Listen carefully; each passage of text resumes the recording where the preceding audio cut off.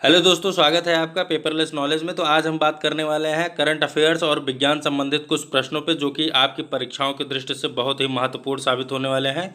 तो चलिए शुरू करते हैं हम आपका पहला प्रश्न। तो चलिए शुरू करते हैं आज का पहला प्रश्न। विश्व मौसम विज्ञान दिवस कब मनाया जाता है? 23 मार्च, 23 सितंबर, 23 अप्रैल और 23 मई। तो यहाँ पे जो आपका सही उत्तर है वो है आपका 23 मार्च। 23 मार्च को हम विश्व मौसम विज्ञान दिवस के रूप में मनाते हैं।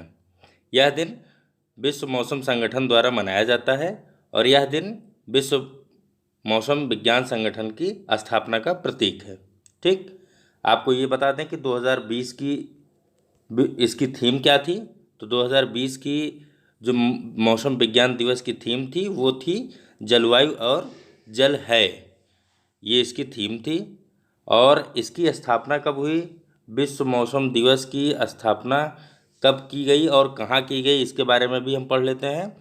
तो आपको हम बता दें कि विश्व मौसम विज्ञान संगठन की स्थापना 23 मार्च 1950 को की गई थी और यह दिन समाज की सुरक्षा और भलाई के लिए राष्ट्रीय मौसम विज्ञान और जल विज्ञान सेवाओं के आवश्यक योगदान को दर्शाता है।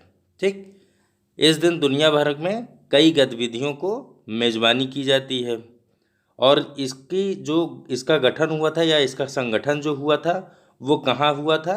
तो हम आपको बता दें कि 23 मार्च 1950 में WMO मतलब विश्व मौसम संगठन, ठीक, इसको हम विश्व मौसम संगठन के नाम से जानते हैं। इसको हम इंग्लिश में WMO के नाम से इसको प्रतीक करते हैं। ठीक, इसका मुख्यालय जो है वो आपका जेनेवा स्विट्ज़रलैंड में है। अब जेनेवा स्विट्ज़रलैंड की बात हुई तो जेनेवा स्विट्ज़रलैंड के राष्ट्रपति कौन है इस समय? गेरहार्ड एंड्रियन, जो कि जर्मनी के जो है ये राष्ट्रपति हैं। ठीक, और महासचिव इसके पेट्री तलास फिनलैंड जी हैं। ठीक, अब हम नेक्स्ट क्वेश्चन पे चलते हैं। तो नेक्स्ट क्वेश्चन हमारा है, खबरों की दुनिया में दुनिया की सबसे पहली 3D एंकर लॉन्च करने वाला देश? भारत, ब्रिटेन, चीन, अमेरिका। तो यहाँ पे जो सही उत्तर है वो है आपका ऑप्शन सी, चीन। चीन ने हाल ही में खबरों की दुनिया में 3D एंकर लॉन्च करने वाला पहला देश बना। ठीक, अब हम आपको ये बता दें कि चीन ये पहली बार नहीं किया है, इसके पहले भी चीन ने 2018 में 3D एंकर चीन ने 2018 में डिजिटल एंकर को लॉन्च किया था। ठीक, उस डिजिटल एंकर का नाम क्या था? तो उसे उसने जो है क्यू हाउ नाम दिया था। ठीक, और यह जो है उसकी एक कंपनी सिन्हुआ के अनुसार जो है काम करती है। अब आपको बता दें कि इसके लक्षण और गुण क्या क्या हैं। जो अभी हाल ही में उसने 3D एंकर को लॉन्च किया है उसके लक्षण क्या क्या हैं। तो आपको बता दें कि 3D न्यूज़ एंकर आसानी से घूम सकती है, इसी के साथ जैसी खबर होगी उस हिसाब से वो अपना हाव भाव प्रकट कर सकती है और यहाँ तक वो अपने सिर के बालों और ड्रेस में भी परिवर्तन कर सकती है। तो इस हिसाब से जो है उसने अपने 3D एंकर को लॉन्च किया है। अब हम नेक्स्ट क्वेश्चन पे चलते हैं। तो नेक्स्ट क्वेश्चन हमारा है, वर्ल्ड ब्रदर्स डे कब मनाया जाता है? चार ऑप्शन दिया गया है, 23 मई, 24 मई, 25 मई और 26 मई। तो यहाँ पे जो आपका सही उत्तर है वो है आपका ऑप्शन बी, 24 मई को हम वर्ल्ड ब्रदर्स डे के नाम से मनाते हैं। ठीक, अब यहाँ पे आपको बता दें कि वर्ल्ड ब्रदर्स डे सर्वप्रथम मनाया कहाँ गया। तो यहाँ पे आप नोट कर लीजिए, वर्ल्ड ब्रदर्स डे सर्वप्रथम अमेरिका में मनाया गया था। और यह किसके द्वारा मनाया गया? तो सबसे पहले इसको जो है अमेरिका के अल्बामा शहर में रहने वाले सी डैनियल रोड्स नामक एक शख्स ने सर्वप्रथम वर्ल्ड ब्रदर्स डे को मनाया था और यह 24 मई को ही मनाया गया है और भाइयों को स्पेशल फील करवाकर उसके प्रति सम्मान जताया जाता है इस दिन। ठीक, यहाँ पे जैसे कि यहाँ पे हमने आपको बताया कि यह कहाँ पे सबसे पहले मनाया गया है, किसके द्वारा सबसे पहले मनाया गया है। तो ये दो पॉइंट यहाँ पे नोट करने लायक है। अब हम नेक्स्ट क्वेश्चन पे चलते हैं। तो नेक्स्ट क्वेश्चन हमारा है, भारत के किस व्यक्ति को विश्व बैंक में आपदा प्रबंधन एवं जलवायु परिवर्तन के पद की जिम्मेदारी सौंपी गई? तो यहाँ पे चार ऑप्शन दिया गया है, आभास झा, शशि रंजन दास, शक्तिकांत दास और शिखा शर्मा। तो यहाँ पे जो आपका सही उत्तर है वो है आपका ऑप्शन ए, आभास झा। आभास झा के बारे में बता दें तो आभास झा ने विश्व बैंक को सन 2001 में ही ज्वाइन किया था। ठीक, और यहाँ पे जो है इनको जो जिम्मेदारी दी गई है वो आपदा प्रबंधन और जलवायु परिवर्तन के पद की जिम्मेदारी दी गई है। और ये जिम्मेदारी इनको उस समय मिली जबकि भारत और बांग्लादेश के बीच बंगाल की खाड़ी से उठने वाला अम्फान तूफान इस समय कहर मचा रखा था। और ये जो है विश्व बैंक में अपने जो पदभार देखेंगे, जो कि इनको पदभार मिला है, ये जो है आपदा प्रबंधन एवं जलवायु परिवर्तन की जिम्मेदारी को देखेंगे। नेक्स्ट क्वेश्चन पे चलते हैं। नेक्स्ट क्वेश्चन हमारा है, केंद्र सरकार ने किस शहर व मंदिर को पूरी तरह सोलराइज करने की योजना बनाई है? तो यहाँ पे 4 ऑप्शन दिया गया है। वाराणसी काशी विश्वनाथ मंदिर को, अयोध्या राम जन्मभूमि मंदिर को, अमृतसर स्वर्ण मंदिर को, कोणार्क सूर्य मंदिर को। तो यहाँ पे जो आपका सही उत्तर है वो है आपका ऑप्शन डी, कोणार्क सूर्य मंदिर को। तो कोणार्क के सूर्य मंदिर को उड़ीसा की सरकार ने अभी हाल ही में पूरी तरह सोलराइज करने की योजना बनाई है। इस योजना के तहत 10 मेगावाट डिग्री से जुड़े सौर परियोजना के साथ साथ विभिन्न सौर ऑफ ग्रिड अनुप्रयोगों के साथ, जैसे कि पेड़ और सौर पेयजल कियोस्क क्षेत्र भी स्थापित किए जाएंगे। ठीक, अब यहाँ पे आगे हम आपको बता दें कि इसमें किसकी जिम्मेदारी होगी इसको बनाने की। तो उड़ीसा अक्षय ऊर्जा विकास एजेंसी को इस परियोजना के लिए जिम्मेदारी दी गई है। ठीक, यह योजना सौर ऊर्जा सहित कोणार्क शहर के सभी ऊर्जा आपूर्ति को सुनिश्चित करेगी। और यहाँ पे हम आपको बता दें कि यहाँ पे आप बात हुई है उड़ीसा की, तो उड़ीसा के मुख्यमंत्री इस समय जो हैं वो नवीन पटनायक हैं, राज्यपाल गणेश लाल जी हैं, और यहाँ पे जो है नवीन एवं नवीकरणीय ऊर्जा मंत्री राजकुमार सिंह जी हैं, जो कि जिनके निगरानी में, जिनकी देखरेख में इसको पूरी तरह से सोलराइज करने की घोषणा की गई है। ठीक, और साथ साथ एक चीज़ और नोट कर लीजिएगा, यहाँ पे इसमें जो लागत आने वाली है, जो इनको जो है वित्तीय सहायता दी जाएगी, वो लगभग 25 करोड़ रुपए के लिए सहायता दी जाएगी। अब नेक्स्ट क्वेश्चन पे चलते हैं। तो नेक्स्ट क्वेश्चन है हमारा, हाल ही में एनटीपीसी और ओएनजीसी कंपनी के द्वारा किस समझौते पर हस्ताक्षर किया गया? तो यहाँ पे 4 ऑप्शन दिया गया है। नवीकरणीय ऊर्जा व्यवसाय, संयुक्त उद्यम, विद्युत निर्माण और उपयुक्त ए और बी दोनों। तो यहाँ पे जो आपका सही उत्तर है वो है आपका ऑप्शन डी, उपयुक्त ए और बी। क्योंकि यहाँ पे एक चीज़ आप नोट कर लीजिए कि ये जो व्यवसाय को लेके इसने हस्ताक्षर किया है, 2 कंपनियों ने जो हस्ताक्षर किया है वो नवीकरणीय ऊर्जा व्यवसाय के लिए एक संयुक्त उद्यम कंपनी स्थापित करने के लिए किया है, और इसके लिए इसका समझौता हुआ है। तो नवीकरणीय ऊर्जा व्यवसाय के लिए एक संयुक्त उद्यम, मतलब ये आपका दोनों आंसर यहाँ पे सही है, क्योंकि दोनों एक दूसरे से रिलेटेड है। अब आपको यहाँ पे बता दें, जैसे यहाँ पे लिखा गया है एनटीपीसी और ओएनजीसी, तो इसके बारे में हम जान लेते हैं कि एनटीपीसी के इस समय मौजूदा अध्यक्ष और प्रबंधक निदेशक कौन है। तो इसके अध्यक्ष और प्रबंधक निदेशक गुरदीप सिंह हैं। और ओएनजीसी की बात करते हैं तो ओएनजीसी को हम जो है तेल और प्राकृतिक गैस निगम लिमिटेड के नाम से भी जानते हैं। इसके प्रबंधक और निदेशक कौन है? तो इसके प्रबंधक और निदेशक जो है वो शशि शंकर जी हैं। ठीक, अब ये 2 कंपनियों जो समझौते पर हस्ताक्षर की हैं वो काम कैसे करेंगी, किस क्षेत्र में काम करेंगी? तो आपको यहाँ पे बता दें कि ये जो है भंडारण, ई गतिशीलता और पर्यावरण सामाजिक शासन जो है उसके अनुरूप परियोजनाओं के जो क्षेत्र हुए हैं उनके अवसर में जो है ये एक नई चीज़ें, जैसे नई तकनीकें जो तलाश की जाती हैं उसको ये तलाशेंगी और उसके बाद उसको डेवलप करेंगी। अब हम नेक्स्ट क्वेश्चन पे चलते हैं। तो नेक्स्ट क्वेश्चन हमारा है, हरित ऊर्जा उपकरणों के आयात शुल्क में कितने प्रतिशत की वृद्धि की गई? पहला है 10%, दूसरा 20%, तीसरा 30% और चौथा 40%। तो यहाँ पे जो सही उत्तर है वो आपका है ऑप्शन बी, 20%। 20% की अभी हाल ही में हरित ऊर्जा उपकरणों के आयात शुल्क में वृद्धि की गई। अच्छा, यह क्यों गई? तो यहाँ पे आपको हम ये बता दें कि इसका उद्देश्य उपकरणों के स्थानीय विनिर्माण को चलाना और कम गुणवत्ता वाले चीनी उपकरणों मतलब जो कि चीन से हम लोग जो है उपकरण जो परचेज करते थे उसके लिए जो है उपकरणों के आयात को कम करना है, कि अगर आपका जो 20% ये वृद्धि की गई है उसमें अगर आप इंडियन पर मतलब यहाँ पे जो इस समय फोकस किया जा रहा है, जैसे कि हम आपको अपने पिछले वीडियो में भी बताए हैं कि आत्मनिर्भर भारत के तहत जो है इस समय ज़्यादा फोकस किया जा रहा है, तो इसलिए जो है अभी हाल ही में चीनी सामग्रियों पे रोक लगा दी गई है। उसके तहत जो है इंडियन जो भी गुड्स हैं, जो भी मटेरियल्स हैं, उस पर आपको ज़्यादा फोकस करना है। इस वजह से यहाँ पे 20% की वृद्धि की गई है। ठीक, और इसको किया किसने है, तो आपको यहाँ पे ये नोट कर लीजिएगा कि यह जो है वित्त मंत्री निर्मला सीतारमण द्वारा लगाया गया है। और वर्तमान में आपको ये बता दें कि वर्तमान में भारत जो है वो अमेरिका और चीन के बाद ऊर्जा का तीसरा सबसे बड़ा उपभोक्ता बन गया है। भारत की विनिर्माण क्षमता अब सोलर सेल्स के 3 गीगावाट के बराबर पहुंच चुकी है। ठीक, अब हम नेक्स्ट क्वेश्चन पे चलते हैं। तो नेक्स्ट क्वेश्चन हमारा है, तत्पर योजना किस राज्य सरकार द्वारा शुरू की गई? तो यहाँ पे 4 ऑप्शन दिया गया है, राजस्थान, उत्तर प्रदेश, झारखंड और तेलंगाना।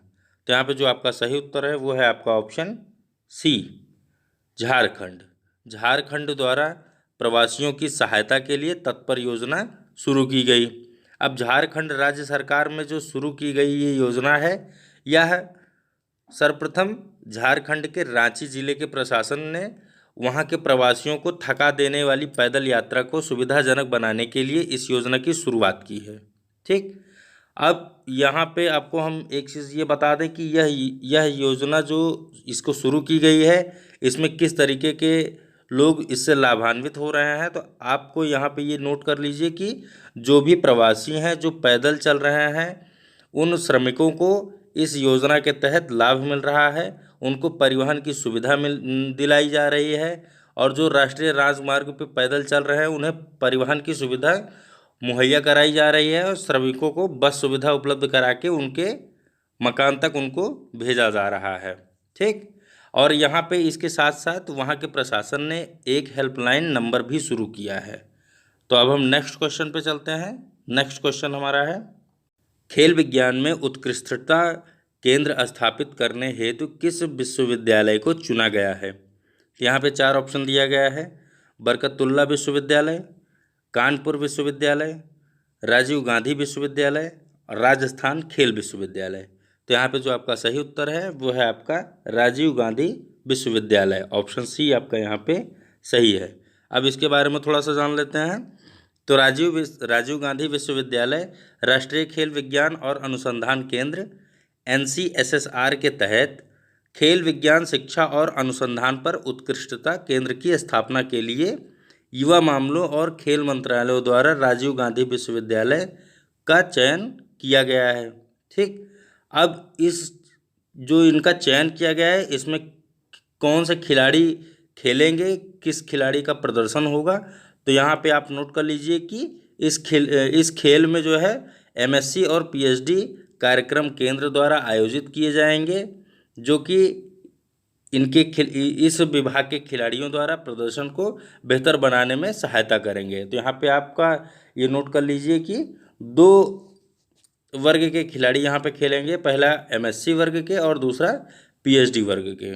ठीक, अब हम नेक्स्ट पे चलते हैं। नेक्स्ट क्वेश्चन है हमारा, किस राज्य सरकार ने 20 मई 2020 को स्टार्टअप फंड लॉन्च किया है? तो यहाँ पे आपका 4 ऑप्शन दिया गया है, राजस्थान, गुजरात, उत्तर प्रदेश और उड़ीसा। तो यहाँ पे जो आपका सही उत्तर है वो है आपका ऑप्शन सी, उत्तर प्रदेश। उत्तर प्रदेश की सरकार ने अभी हाल ही में स्टार्टअप फंड लॉन्च किया है। अच्छा, ये स्टार्टअप फंड किस तरीके से काम करेगा और इसके लिए जो है उत्तर प्रदेश ने क्या पहल की है, तो ये आप जान लेते हैं। उत्तर प्रदेश की राज्य सरकार ने इसको 20 मई 2020 को लॉन्च किया। ठीक, और भारतीय लघु उद्योग विकास बैंक को पहली किस्त जो है वो 15 करोड़ रुपए के रूप में इसने जारी की है। और यहाँ पे एक चीज़ और नोट कर लीजिए कि इसको किस लिए लॉन्च किया गया है, तो राज्य सरकार द्वारा ये जो लॉन्च किया गया है इसको नौकरी सृजन को बढ़ावा देने के लिए लॉन्च किया गया है।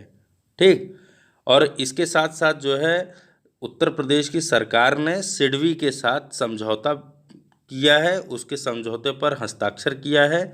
और क्यों किया है कि कार्यक्रम को उन प्रवासियों को उनके कौशल आधार पर रोजगार प्रदान कर सके और उनको वापस लाया जा सके। स्टार्टअप नीति को स्वास्थ्य शिक्षा और कृषि जैसे महत्वपूर्ण क्षेत्रों के लिए शुरू की जा सके, युवाओं को स्टार्टअप शुरू करने की प्रेरणा दे सके, इसलिए जो है उसने सिडबी के साथ हस्ताक्षर किया है। ठीक, अब यहाँ पे आपको बता दें कि उत्तर प्रदेश की सरकार ने इसको लॉन्च किया है। उत्तर प्रदेश के मुख्यमंत्री योगी आदित्यनाथ हैं और यहाँ की जो राज्यपाल हैं वो कि हमने आपको बताया अपने पिछले वीडियो में, आनंदीबेन पटेल जी हैं। ठीक, नेक्स्ट क्वेश्चन पे चलते हैं। नेक्स्ट क्वेश्चन हमारा है, किस मंत्रालय ने छावनी बोर्डों के प्रबंधन हेतु ई गवर्नमेंट फाउंडेशन के साथ एक समझौते पर हस्ताक्षर किया है?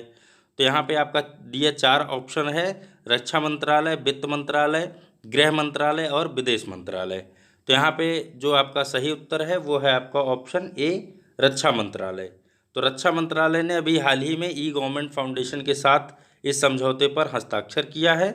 तो रक्षा मंत्रालय की बात हुई तो यहाँ पे हम आपको बता दें कि इस समय भारत के रक्षा मंत्री श्री राजनाथ सिंह जी हैं और इन्होंने 62 छावनी बोर्डों को डिजिटल और ई गवर्नेंस सेवाएं प्रदान करने के लिए ई गवर्नमेंट फाउंडेशन के साथ इस समझौते पर अभी हाल ही में हस्ताक्षर किया है। ठीक, अब हम नेक्स्ट क्वेश्चन पे चलते हैं। तो नेक्स्ट क्वेश्चन हमारा है, नारेडको के नवनियुक्त महानिदेशक का नाम बताइए।